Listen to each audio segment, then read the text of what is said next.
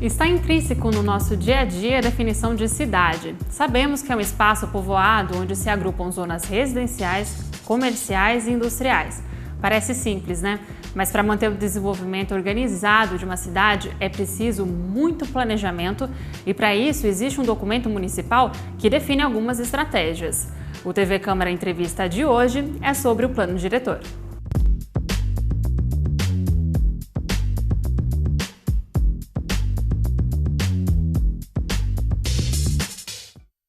O Plano Diretor é uma ferramenta central do planejamento de cidades no Brasil, estabelecido pelo Estatuto da Cidade. O documento é lei e tem a função de determinar de quem é a cidade e para quem é a cidade.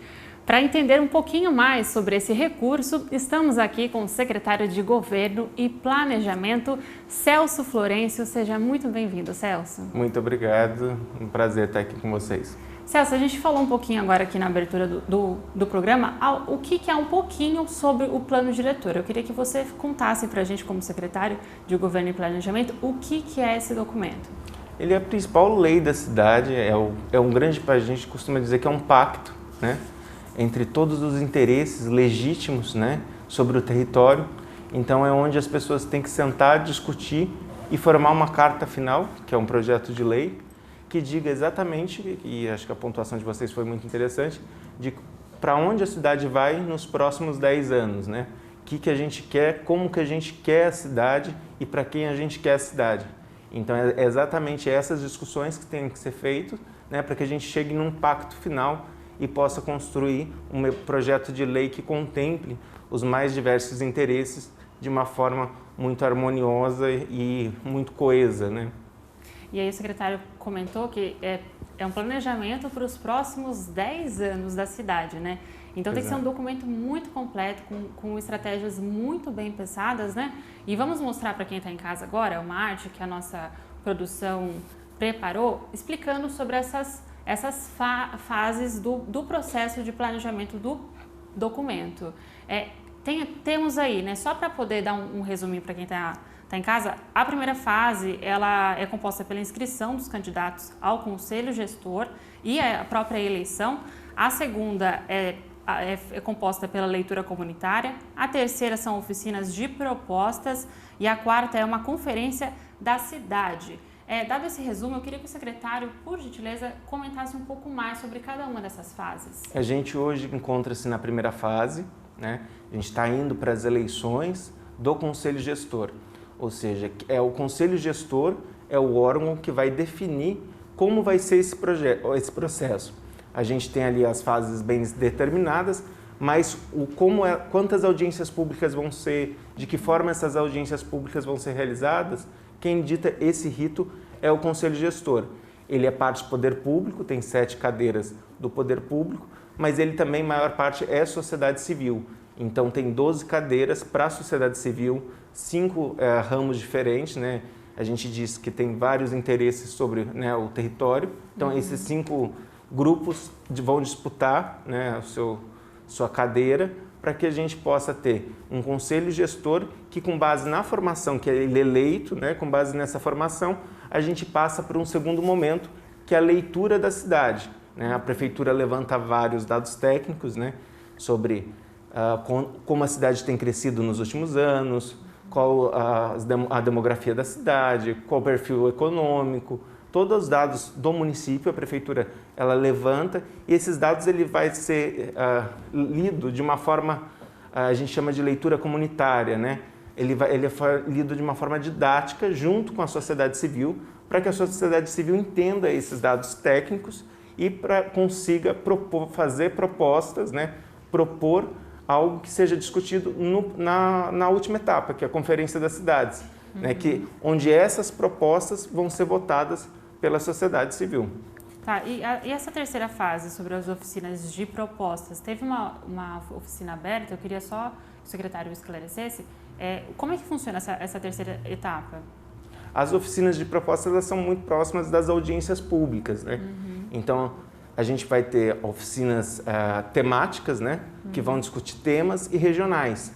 Então, as pessoas vão poder discutir temas ligados ao planejamento urbano ou também temas ligados à sua região, ao seu bairro, à sua mini região, como que o plano diretor vai impactar sobre aquele ordenamento. Então, a gente vai trabalhar nessas duas vertentes. Então, vão ter câmaras temáticas para discutir educação, vão discutir, né, os impostos relacionados, né, à propriedade urbana, né, o direito de construir, como que vai se dar esse direito de construir, e também, no seu bairro, o que precisa, né, qual o ordenamento que está o seu bairro, ou determinada outra região, né, como que uma região que hoje é rural, será que ela pode ou deve mudar o seu zoneamento, né, passar para seu urbana, ou ela tem que ser preservação ambiental? Então, essas discussões regionais também vão acontecer. Está tudo bem detalhado e todas as vozes serão ouvidas, até porque, igual a gente estava comentando, é um documento para os próximos 10 anos. Exato. Né? Mas quem vai ditar exatamente esse rito é o Conselho Gestor, que vai ser eleito. Então, por isso, dessa importância desse grupo que vai ser eleito. E também da importância das pessoas que estão em casa saberem que quem é cidadão tem o direito, tem o título de eleitor, pode ir lá votar. Exato. Porque nem todo mundo sabe sobre isso, né, secretário? Qualquer pessoa residente de Jacareí, que tem o seu título de eleitor, residente de Jacareí, pode ir dirigir um dos 9 pontos, né? A gente ainda não está com a data definida por conta ainda da pandemia.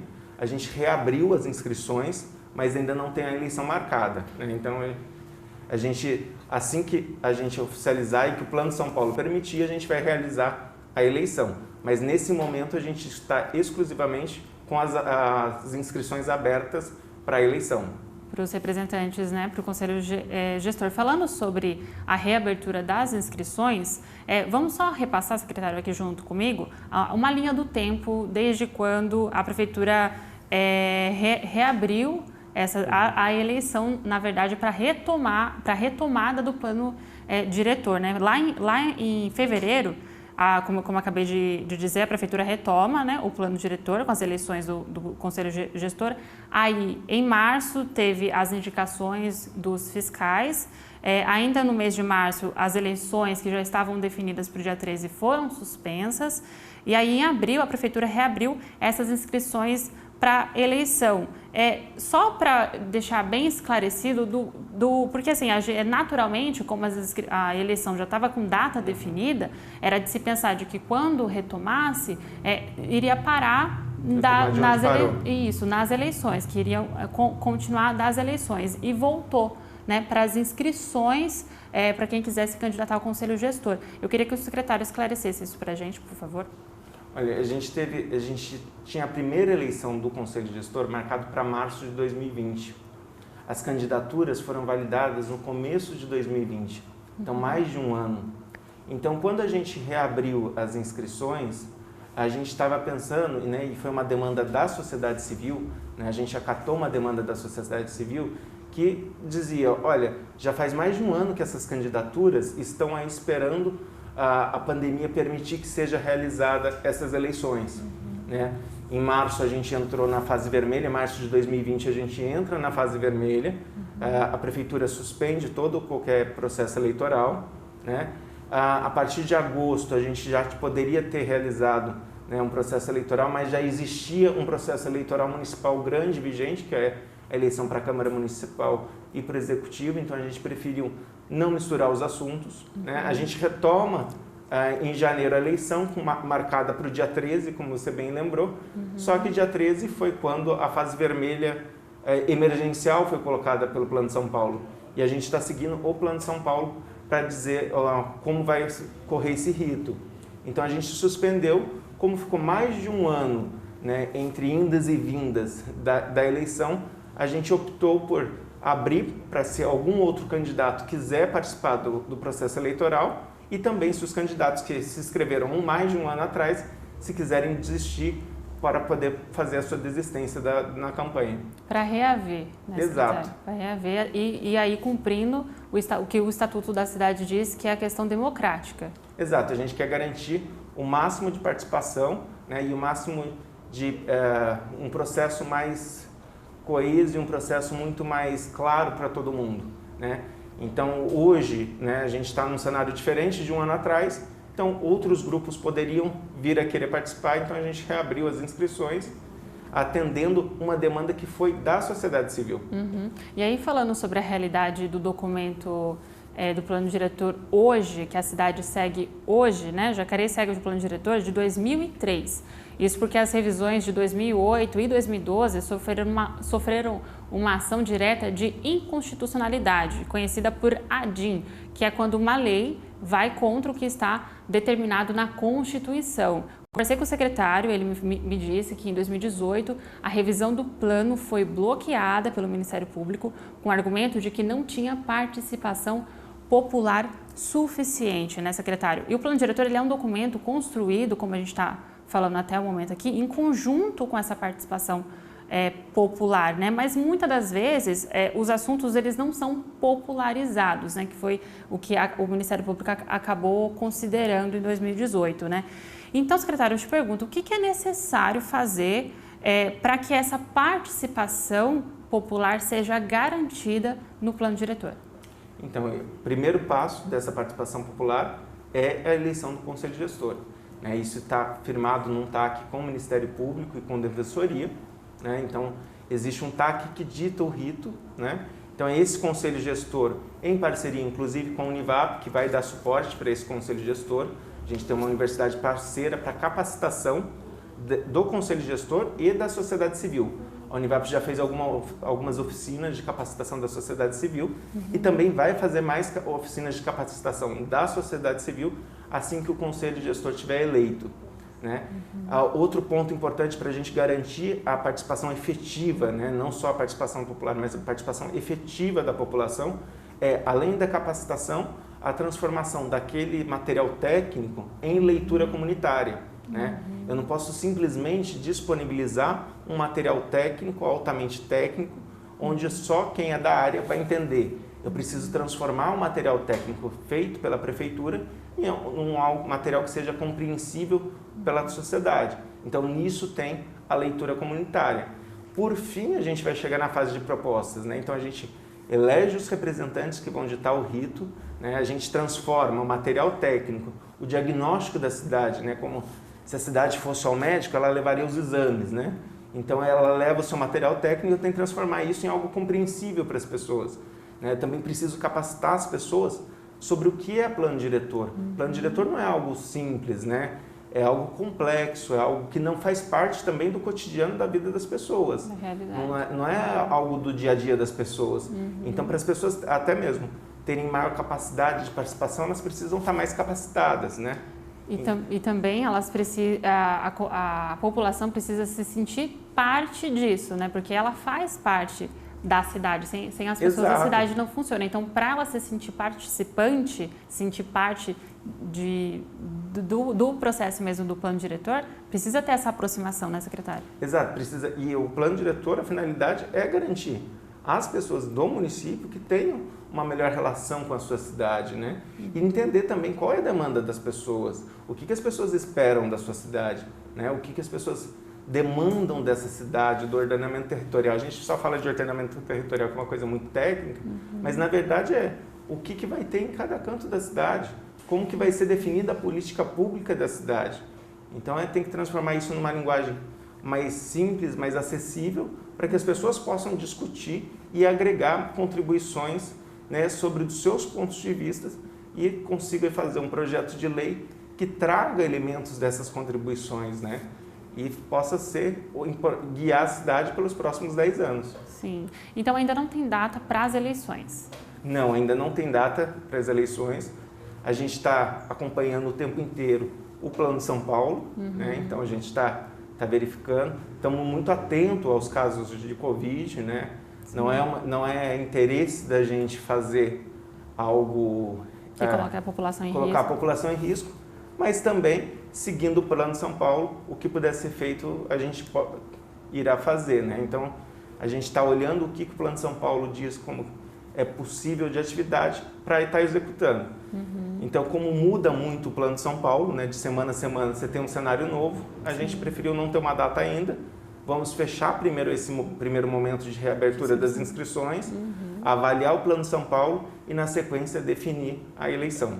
Ainda só para a gente fechar a nossa conversa, ainda falando sobre a questão de participação popular, no caso, tudo está sendo realizado em maneira remota, né? A gente sabe que a maioria das pessoas possui um smartphone, tem internet em casa, mas não é a realidade de toda a comunidade. Então, seria interessante, talvez, secretário, esperar uma flexibilização maior do Plano São Paulo para esperar acontecer essa eleição, para as pessoas poderem vir presencialmente? Olha, o primeiro que o Plano São Paulo ele permite atividades presenciais. A prefeitura ela também tem que estar atenta às pessoas que não têm acesso ao virtual e como ela pode suportar essas pessoas.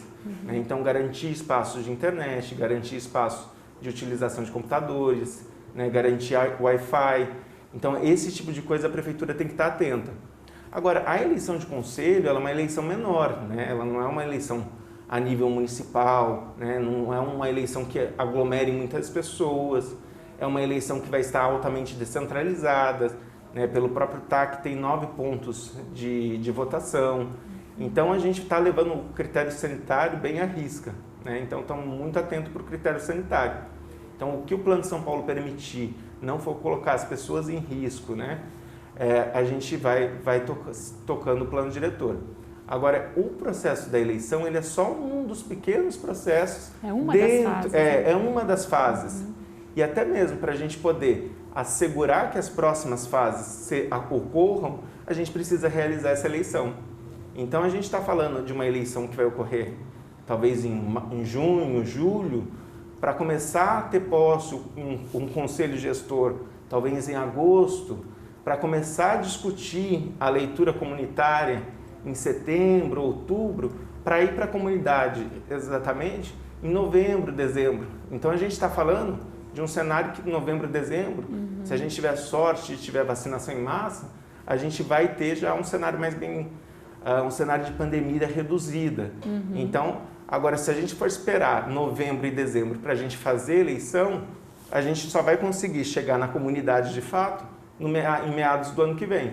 E só deixar claro, né, secretário, não é falta de celeridade, né?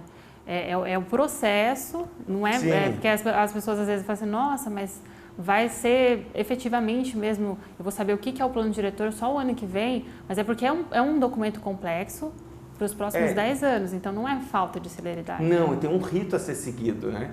Que nem, mesmo uma eleição, se a gente decidir retomar a eleição, ela tem prazos. Tem prazos de 30 dias para campanha, tem prazo para recurso, para contra-recurso. Tem uma série de prazos que vão ser seguidos. Quando você coloca na ponta do lápis, você andou 2 meses, você andou 4 meses.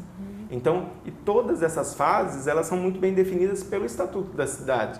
Então, a gente não está criando um processo. É um processo que está lá definido no Estatuto das Cidades, que a gente está aplicando para ter um plano diretor o mais legal possível.